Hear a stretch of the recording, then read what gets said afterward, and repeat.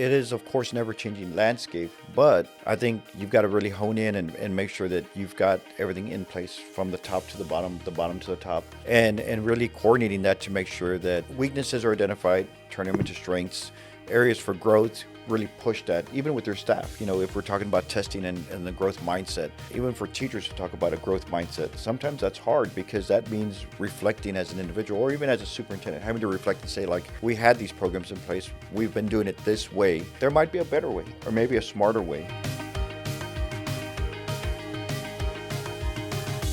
We're so glad to be here today for this informational, educational podcast. We have some very special guests that are just amazing people that I highly respect, and I feel privileged that they have given us their time to be with us today. We'll have them introduce themselves at this time. Dr. Lopez, you giving us your office to set up and just taking time, and you're going back and forth, taking care of business. So glad to have you here. Tell us about yourself briefly, if you will, please. Sure. Well, of course, I'm the proud superintendent of Greenville ISD and started back on May 1st. And so it's been a whirlwind, but it's been a blessing. My family and I are blessed to be in this community.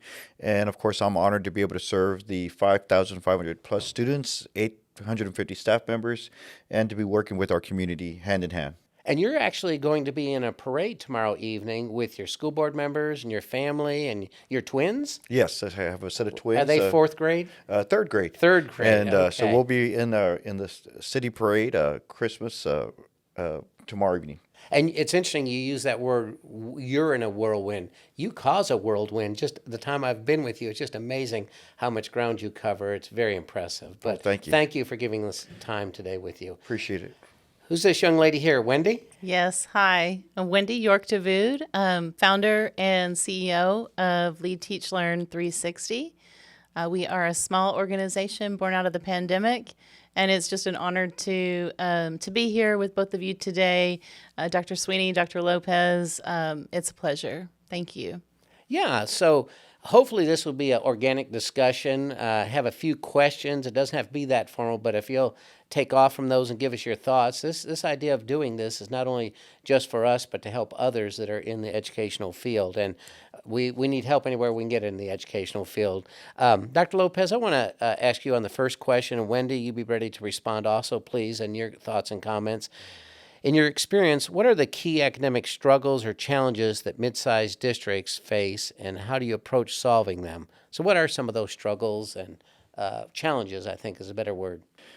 Based on my experience and, even coming into Greenville, anytime that you're working in a school system, I think one of the most important things you can do is to assess, but most importantly, evaluate the staff that you have. But, oftentimes it's not that staff is not wanting to do a great job. It's just, have we done enough of a good job to prepare them, to enhance their qualities, to bring out their best and strongest attributes? And so coming in, as a superintendent or as an educator in general, you want to make sure that you've got a strong curriculum. You want to make sure that your principals, your teachers have been thoroughly trained. They've got accessibility to the best technology. But I think leadership development, whether it's at the administrative level, campus-based level, it's huge. And like I said, making sure that we've fitted our staff with resources and tools to be successful. Great. Wendy, what are your thoughts on that? Very true. So I think that what Dr. Lopez said is absolutely correct. You need to make sure that your staff, that they have the tools that they need to be successful, that they are equipped with the knowledge and skills that they need to be successful in the classroom. There's also an element of empowering them to become leaders themselves so that they begin to learn from each other and work together to get stronger together as teams of teachers, not only at a grade level, yes, within a department, but also across departments, across grade levels, and across the school as a whole, so that your teachers, empowered as leaders who now have the tools they need to be successful, can work alongside their principals in partnership with the district to really make a difference that's system-wide and that's sustainable over time. It's really interesting. I've heard Dr. Lopez speak at our Rotary Club. In fact, he's a member of our club, and I was so impressed with everything he had to say. And when they're finished, everybody's asking all kinds of questions. I said, well, what about you, Graham? You were a superintendent. I said, I don't have anything to ask this guy. He is so amazing to me and doing a great job. There's nothing to ask. But I think Wendy, drilling down on what you said about empowering your teachers to feel like they're part of the system and can make change, I think that and I'll let him answer for himself, but he has some rules in place where central office, Dr. Lopez, here at Greenville, has to be out of the office so many days a week and on campuses. That's correct. And I want to ask you, how many campuses do you visit every day yourself, which it'll astound me. Please tell us. Well, obviously, I'd like to start my morning by heading out to a campus. I think that's first and foremost. So before I ever get to central office, I tend to visit a campus or head out to a facility just to kind of do a walkthrough, kind of get a gauge for how are things going, what's the temperature like, especially if we've had a storm or there's been bad weather that's come through the night before. I think it's important to be able to go out and assess and get those materials or supplies to our staff members or to our campuses immediately. But that's just one component of what we do and trying to make sure that it's a safe and secure environment for our students. And the central office, what is your policy there? Yes. And so one of the things that we implemented this year, when you talk about making sure that our teachers have access to curriculum, have access to resources and tools, is empowering our central office coordinators and curriculum coaches to be at the campuses. And so Monday through Thursday, our team members are at all the campuses throughout the day. On Fridays, they are able to come back to Central and use that as a planning day to go back and kind of reevaluate what have they seen, what do we need to change, what do we need to adapt to. But our focus is being out at the campus. What do you think of that? I think that's incredible. That is so important that your students, that your parents, that community members, and that your staff see that you're there, because that means you care and you want to make sure that they are successful. Yeah, it's very impressive. If I could also just please. say, I mean, I think for you in particular and your leadership team here at the district office, I think it also positions you well from getting caught up in kind of the day-to-day whirlwind, for lack of a better word, that isn't a positive whirlwind, but all the stuff that gets thrown at you. I think you could easily get bogged down and stuck here in your office at your desk behind the computer or on the phone. And if you just bypass that by heading straight to a school, then it shows where your priorities are and it keeps you from getting bogged down. So. And to see your superintendent walking down the hallways, classrooms, checking on teachers, it's a really positive thing Absolutely. that you do. Wendy, what are some of the maybe common problems that you see? You do professional services in several school districts. What are some of the common problems that you see prevalent in school districts? That's common to school districts.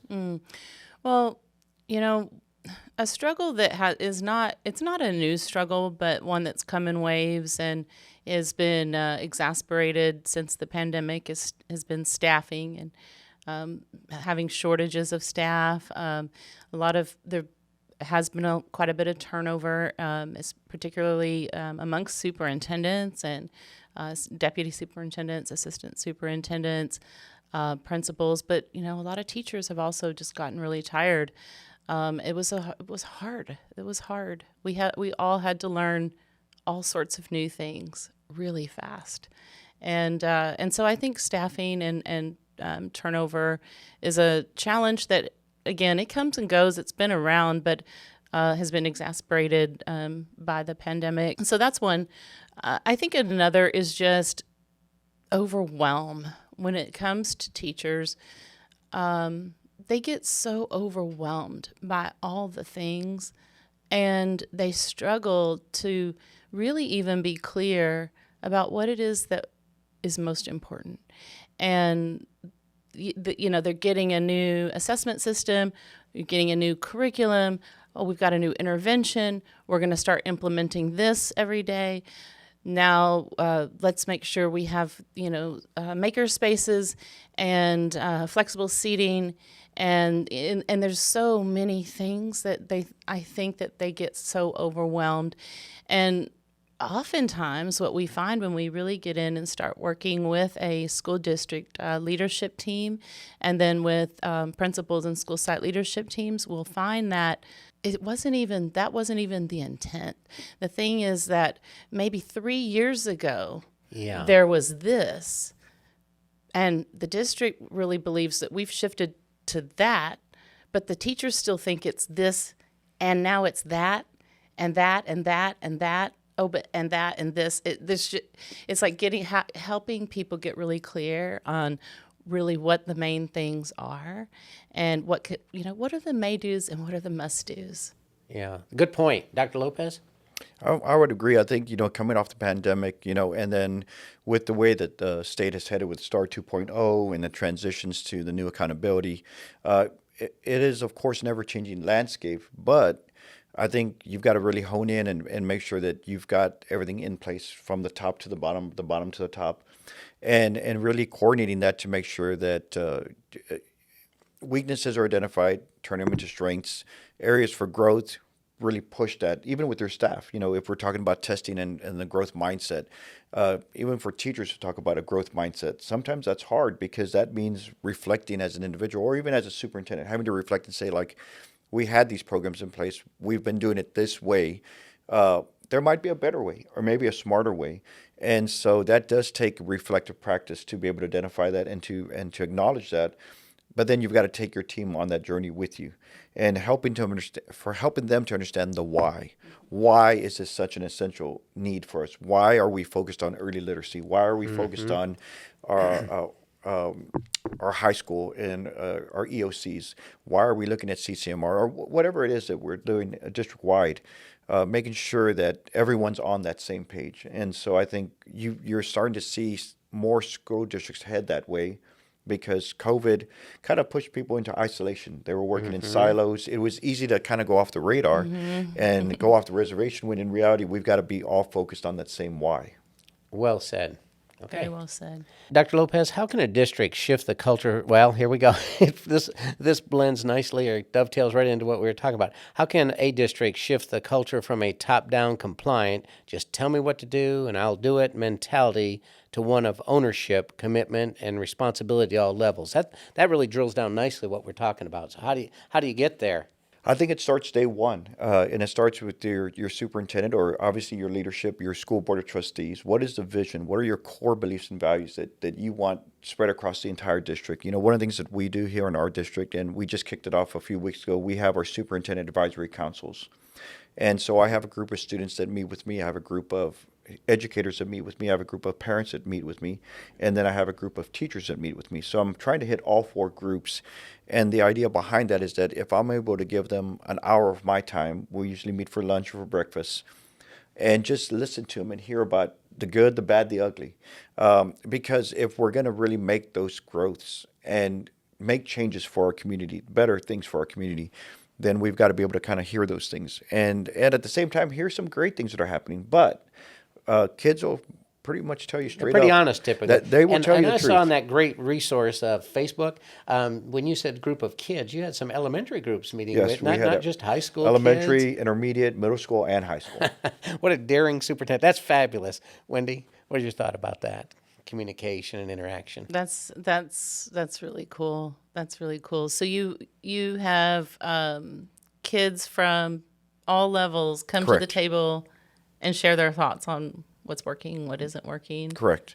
And most importantly, hearing from our staff members. And I think that's all part of, if you want to break down the barriers, and especially from the top-down model, is like I've told them, and when I walked into the meeting with, whether it was staff members, parents, or community members, students, is that it's just myself and them in the room. And I told them I don't have anyone else in here. This is a trusted area where we can talk and communicate openly and hoping to make great changes for our district together.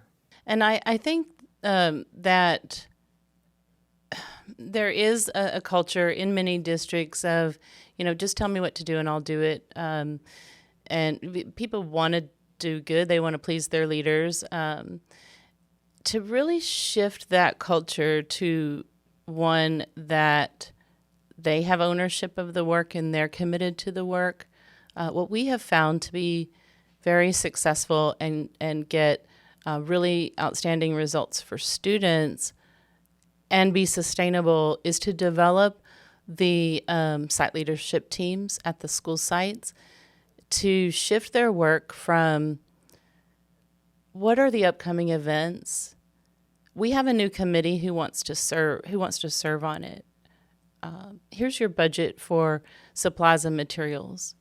Make sure you share X, Y, and Z announcement with your team, to shifting that to a school site leadership team that brings student work to the table and learns how to analyze that deeply to see across all grade levels in our school, how well are our kids able to make a claim and support it with evidence and reasoning? How well are our kids able to read closely and analytically to answer text-based questions? How well are our kids writing? Those are the kinds of questions school site leadership teams, really need to be asking and responding to, but they don't know how. Most of the time we find that there's a shift that needs to take place, and that maybe once a week, once every 2 weeks, once a month structure of a principal bringing teacher leaders to the table to make decisions for the school, to shifting from operations to teaching and learning. What role does data, this one is interesting, I want to hear the answers. What role does data play in your approach to improving academic outcomes in your district? Dr. Lopez? Sure. Well, like she was mentioning, when we're talking about building the capacity of the leadership team, even down to the teachers at the campuses, data is huge.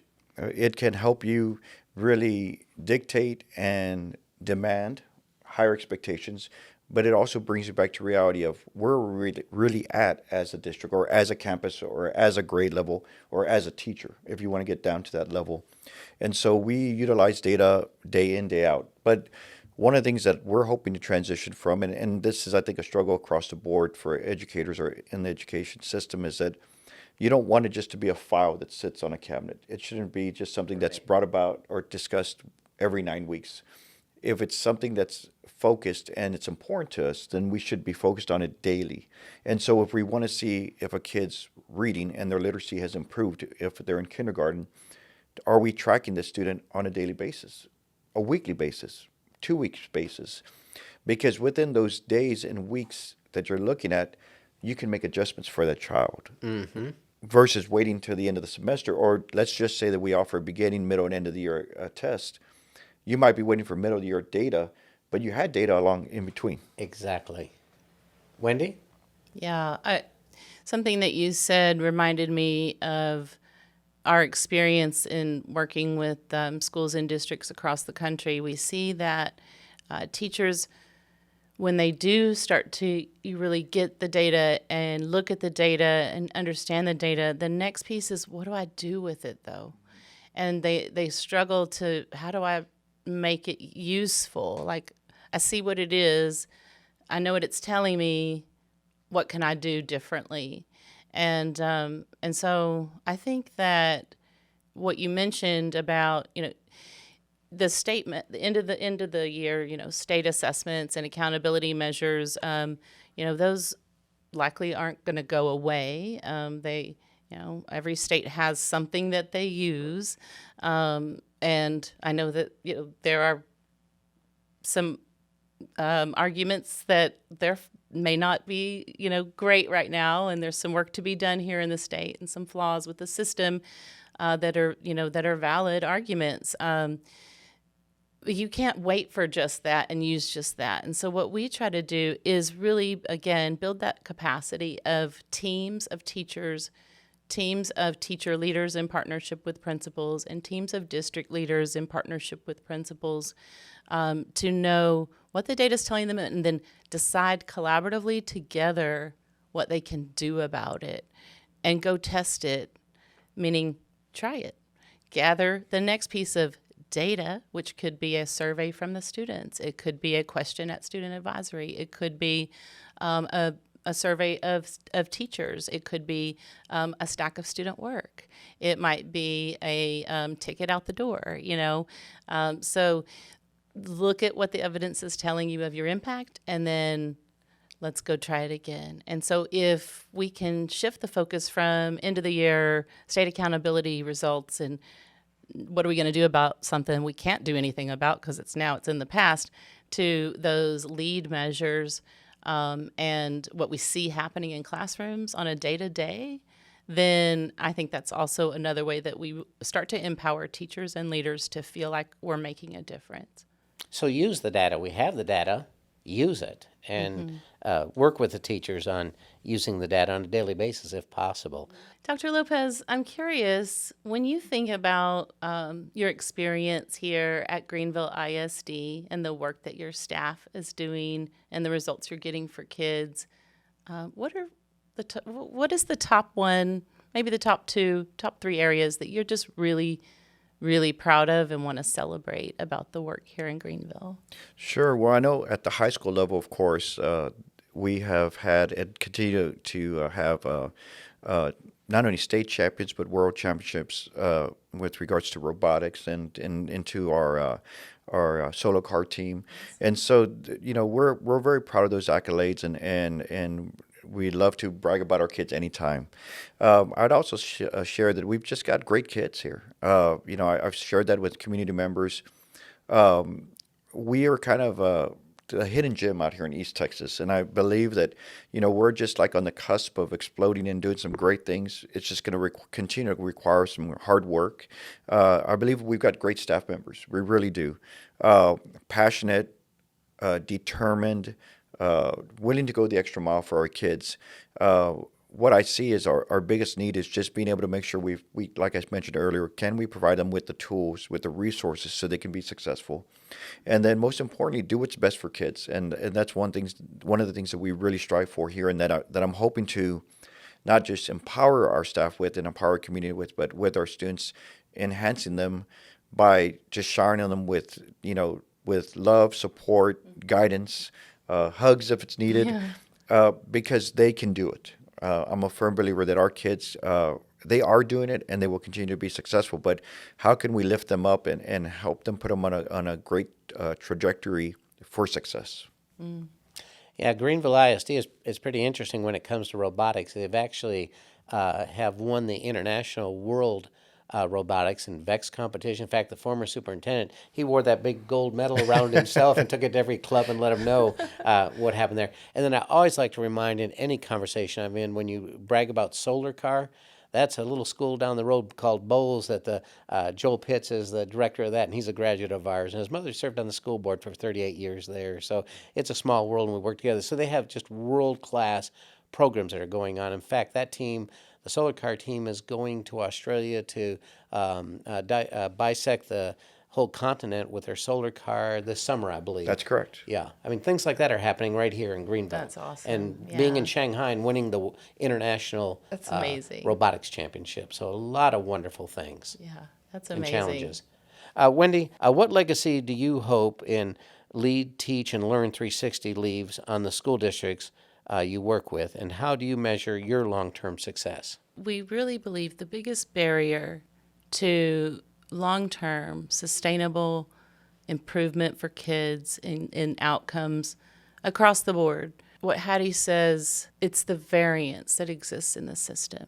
And so it's because you might get really great results from one classroom or one school or one classroom, one school, one grade level, maybe two, maybe three, but across an entire school, and then looking from one school to the next, and then looking across the district, the variance that exists in the results that kids get year after year, whether those are kids that are behind and trying to get caught up, or kids that are achieving on grade level that need to be pushed, or kids that are already above grade level who need to be pushed and challenged.